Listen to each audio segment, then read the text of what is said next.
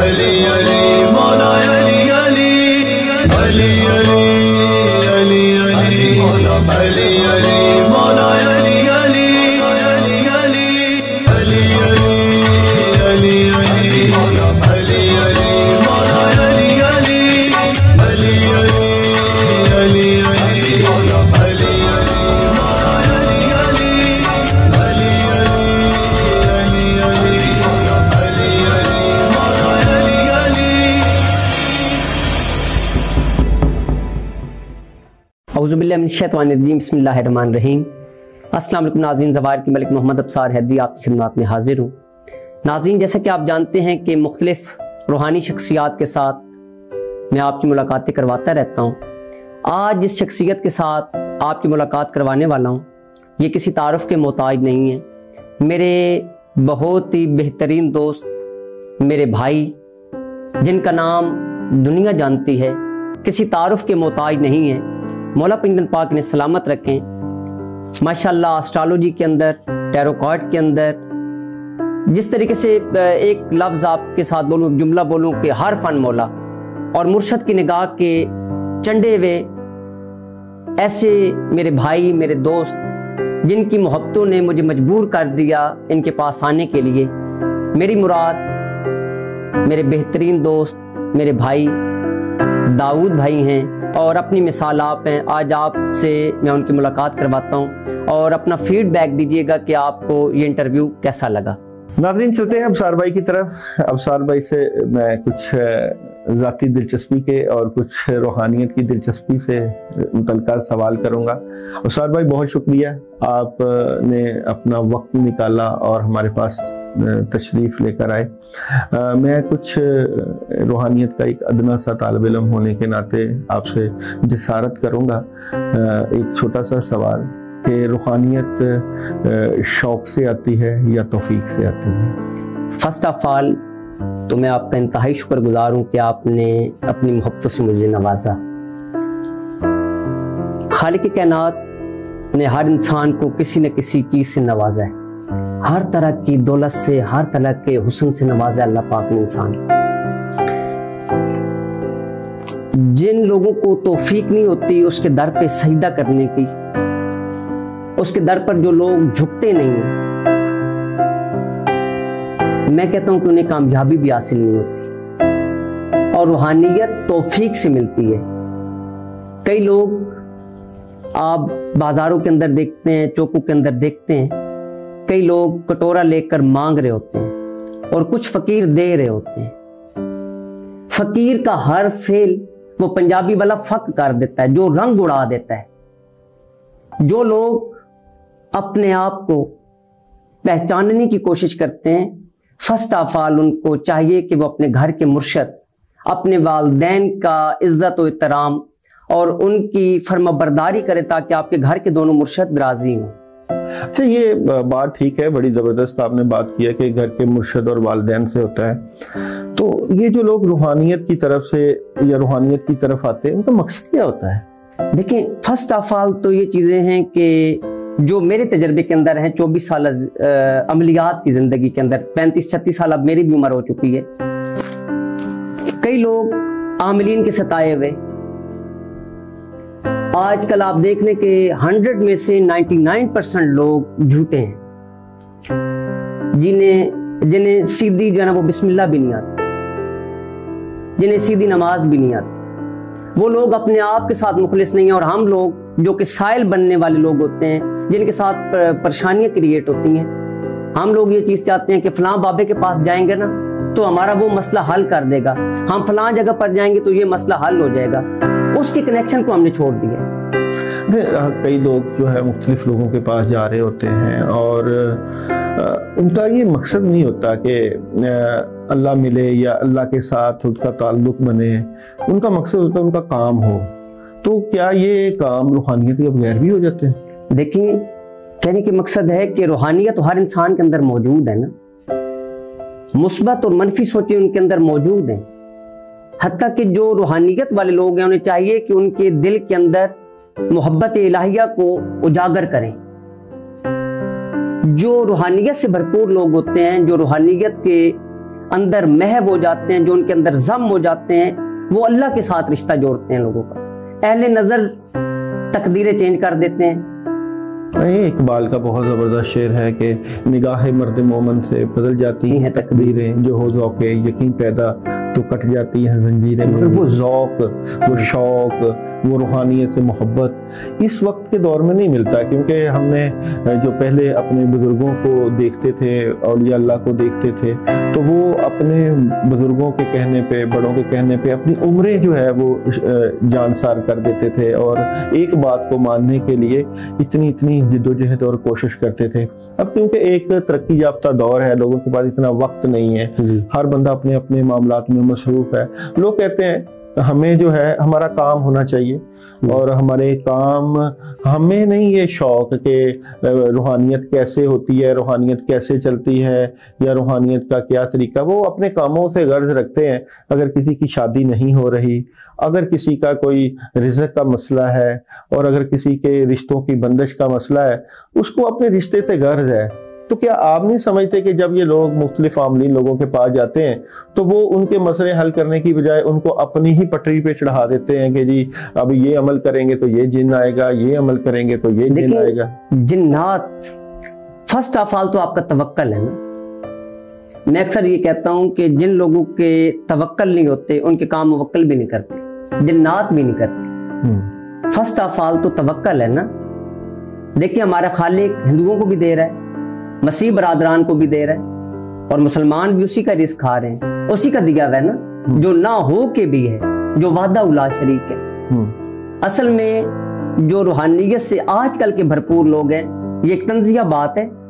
जो आजकल रूहानियत के समंदर बने बैठे हैं वो खुद भूखे हैं। उनके घर के अंदर बीमारियां नहीं छोड़ रही, उनके घर के अंदर हर वो मसला है वो सिंपल पैसे के अंदर है। असल में जैसा मुंह वैसा थप्पड़। आजकल के जो साइल हैं वो आमिलीन के पास जाते हैं कि मेरा फलां काम नहीं हो रहा, वो कहता है कि अच्छा ऐसे है कि आप ऐसे करो कि 5 किलो गोश्त ले आना, मैं वो दम करूंगा। 1 किलो रखवा दिया कब्रिस्तान में और 4 किलो घर खाया। असल में रूहानियत हर इंसान के अंदर मौजूद है। क्या एक बंदा जो अपने खालिक को तन्हाई के अंदर याद करता है, हजूम के अंदर याद करता है, क्या खालिक के कायनात उसे नहीं दे रहा? उसे देगा ना। नहीं, ये बात ठीक है, बड़ी जबरदस्त बात है कि रूहानियत हर बंदे के अंदर मौजूद है।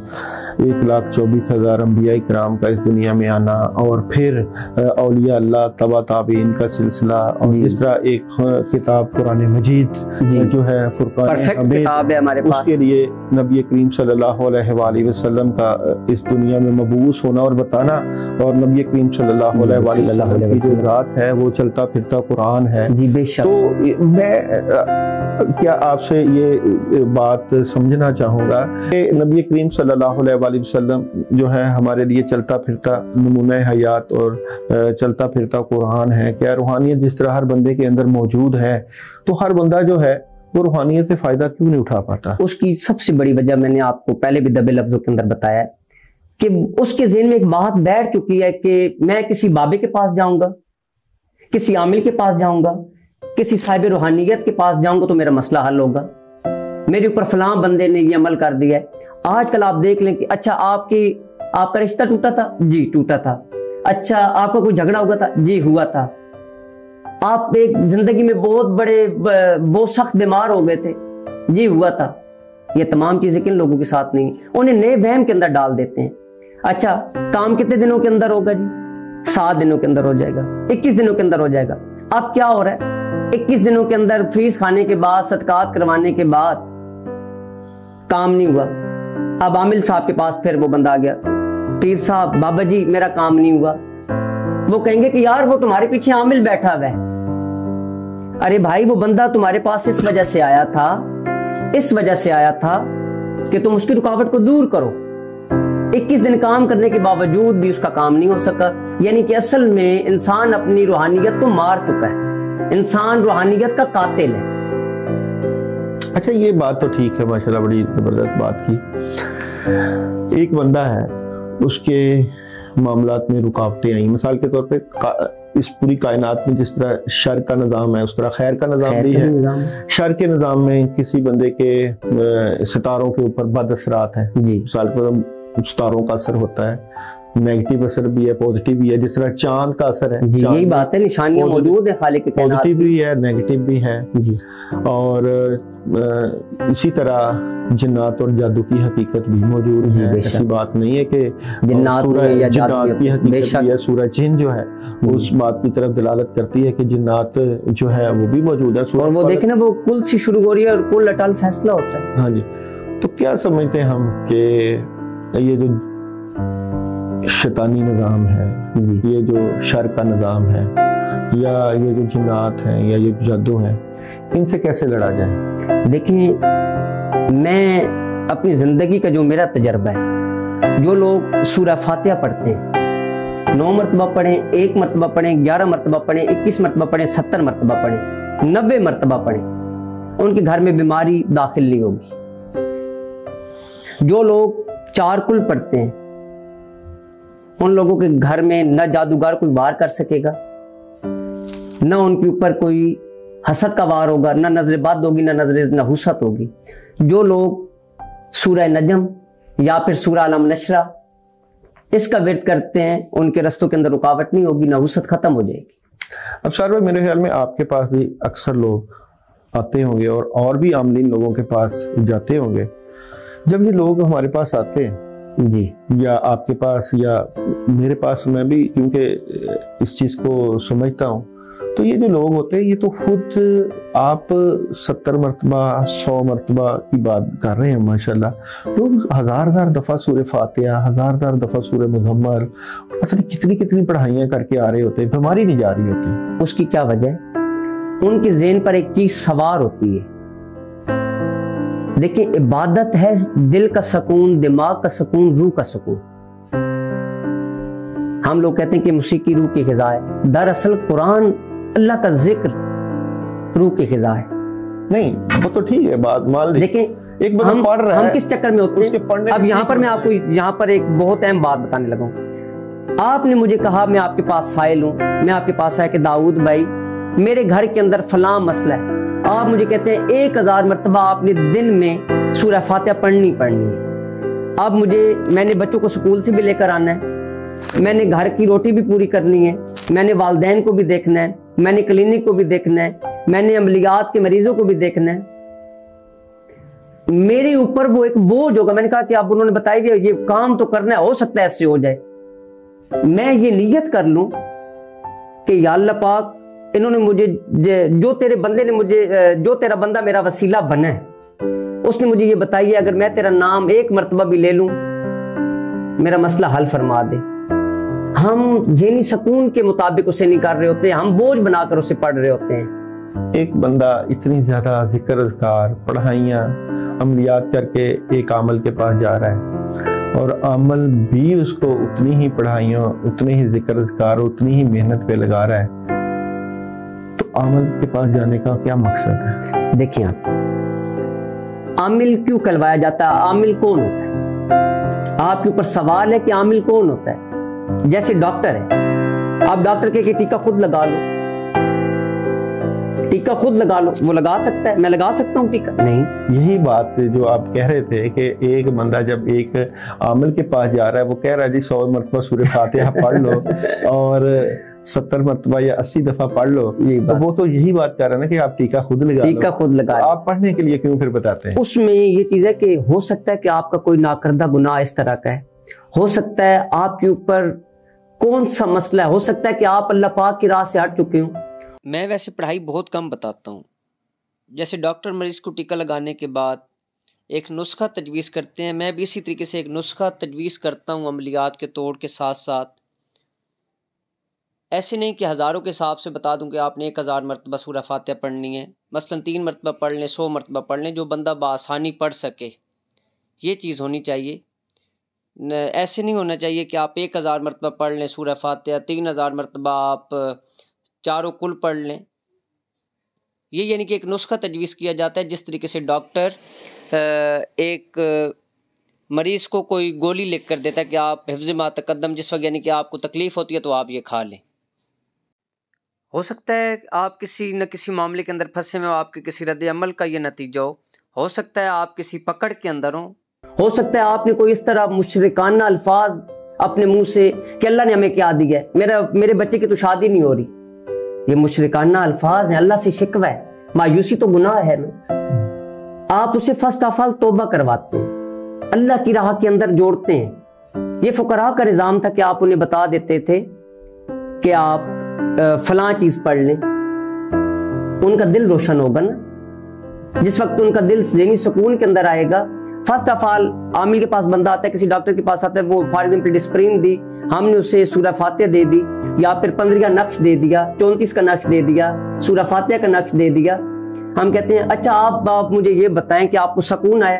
वो कहता है कि जनाब मेरे दिल को इतना सुकून आया कि मैं आपको क्या बताऊं।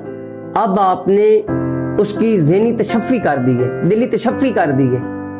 उसके ज़हन में ये सवाल था कि मैं बाबा जी के पास जाऊंगा, बाबा जी मुझे नक्श देंगे। अब आपको एक मजे की बात बताऊं, मेरे एक दोस्त हैं, उन्होंने ये बात बताई मुझे कि उसकी फुप्पू थी, उन्होंने कहा कि फलां पीर साहब के पास जाओ, वो मुझे तावीज़ देते हैं और मेरा बुखार उतर जाता है। लड़के का कोई मोबाइल खराब था, उसने बाबा जी से तावीज़ ले लिया, बिस्मिल्लाहिर्रहमानिर्रहीम लिखी हुई थी, वो ले ली, उन्होंने अपनी जेब के अंदर रख ली। और उसका मेमोरी कार्ड खराब था, उसने मेमोरी कार्ड को एक छोटे से कागज के अंदर लपेट कर रख दिया, और बजाय वो कागज जो बिस्मिल्लाहिर्रहमानिर्रहीम तावीज़ वाला था वो देने के, उसने वही कार्ड अपनी खाला को या फुप्पो को दे दिया। उन्होंने गले के अंदर डाल दिया। 3-4 दिन के बाद उसने अपना कार्ड देखने की कोशिश की कि मुझे मेरा कार्ड कहाँ गया, कार्ड कहाँ गया। उसे जो हाथ डाला तो उसने कहा कि शायद ये होगा। आगे देखा तो वो बिस्मिल्लाह लिखी हुई थी, वही तावीज़, वो पीर साहब वाला। उन्होंने कहा कि आंटी आप जो है ना फुप्पो ये उतारे, खाला ये उतारे, शायद वो मेरा मेमोरी कार्ड आपके गले के अंदर है। तावीज़ तो अब उसकी जेब में है ना। अब क्या था, उनके ज़हन के नफ्सियात के अंदर ये बात शामिल थी कि मैं फलां तावीज़ लूंगी तो ये मसला हल हो जाएगा। वो मेमोरी कार्ड उनके गले के अंदर था और उनका बुखार उतर गया।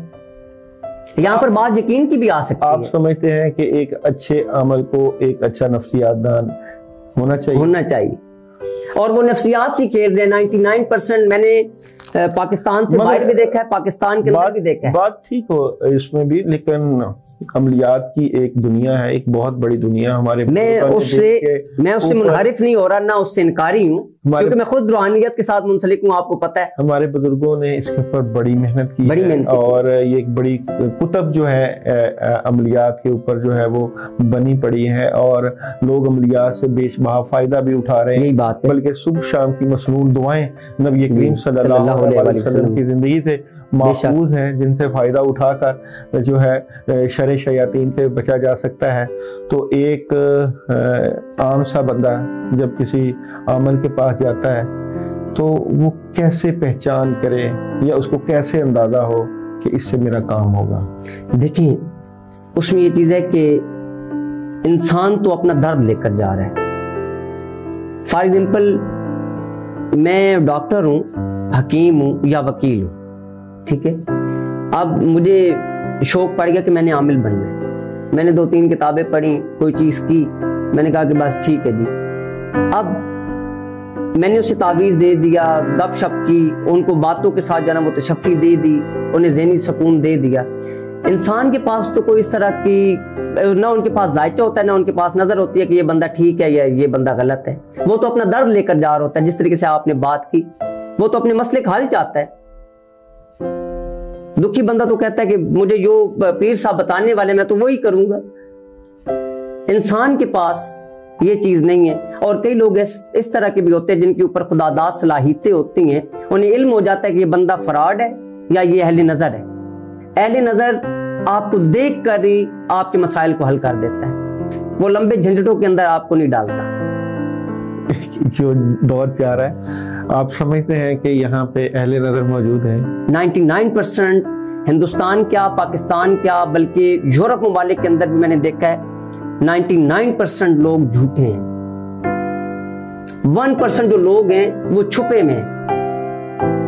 आजकल ये मुझे बताएं ना, कौन सा बंदा पानी के ऊपर जाकर चिल्ला कर रहा है? आपने किया, मैंने किया, किसी और ने किया, बड़े बड़े आस्थानों वालों ने किया, जिन्हें सीधी सूरह फातिहा, सीधी बिस्मिल्लाह नहीं आ रही। हम लोग अपने आप के चोर हैं, अपने आप के कातिल हैं। जिस तरह प्रोग्राम के आगाज में मैंने एक आपके आगे सवाल रखा था कि क्या ये शौक है या तौफीक है, तो एक और वीडियो के इख्तिताम पे मैं आखिरी सवाल करके इसको क्लोज करूंगा। शौक भी होगा, तौफीक भी होगी, अता किसे कहते हैं? अतात उस खालिक की कायनात की तरफ से होती है, डायरेक्ट होती है, डायरेक्ट होती है, मुर्शद के वसीले से होती है। देखिए, आप अपने आप को पहचान ही नहीं सकते सिवाय मुर्शद के। मुर्शद आपकी ज़हनी, जिस्मानी, रूहानी तरबियत करता है, और मैं उसको मुर्शद नहीं मानता जो अल्लाह की राह पे ना डाले, जो मोहम्मद वाले मोहम्मद के रास्ते पे ना डाले, जो कुरान पाक के रास्ते पे ना डाले।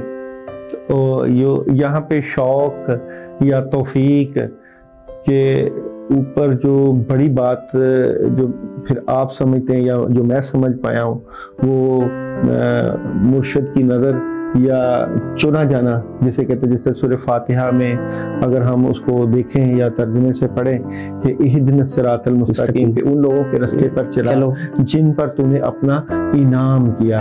तो आपकी जिंदगी में कोई ऐसा बंदा मौजूद है या ऐसे बंदे समझते हैं कि जो इनाम याफ्ता है? अभी आप देखें, सूरह मुज़म्मिल के अंदर आखिरी आयात के अंदर खालिक की कायनात ने इनाम का जिक्र किया है, या अय्युहल मुज़म्मिल, है काली कमली वाले, है गोदड़ी वाले। अब यहाँ पर रिसालत माब सल्लल्लाहु अलैहि वसल्लम को अल्लाह पाक कह रहे हैं कि नबी मेरी इबादत कम किया कर।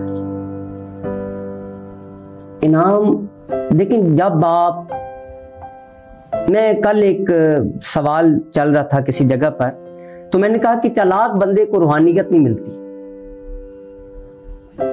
अब ये एक अजीबोगरीब सवाल है। नहीं, बिल्कुल नहीं।